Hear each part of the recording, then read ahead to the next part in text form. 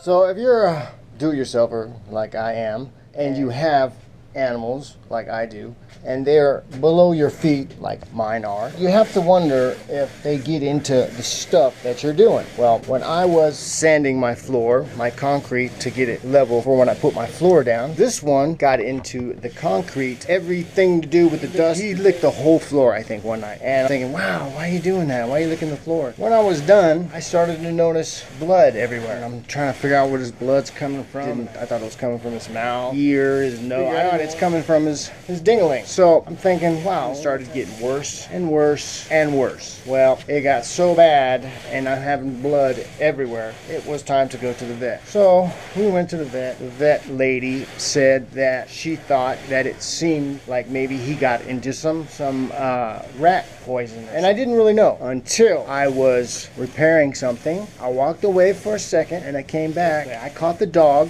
with concrete around his lips and he's licking his tongue, and I'm like, you're eating the concrete? Well, that wasn't good. So we had to go back to the vet again because the blood was so bad, and I finally figured out I had a reason why he was bleeding and what he was getting into. So they ran tests on him, and the vet lady said that he's gonna bleed out. I'm like, all of his blood's gonna come out of his dingling?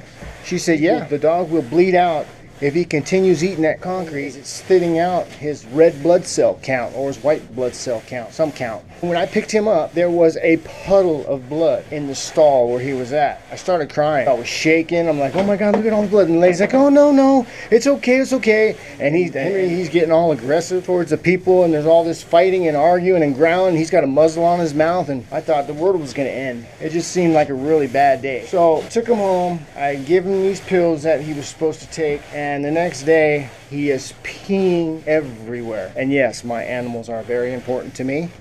So for those of you who have animals, are doing yourself a do-it-yourselfer, you have to watch what your animals get into, whether it be drywall or concrete or paint. And these little monsters like to get into things that they're not supposed to. And why do they do it? Because they're dogs. And you don't want to lose your animal on account of you trying to save some money, but you have to worry about your dog. It was a very big eye-opening moment for myself, and to tell you the truth, don't even let them drink out of the toilet.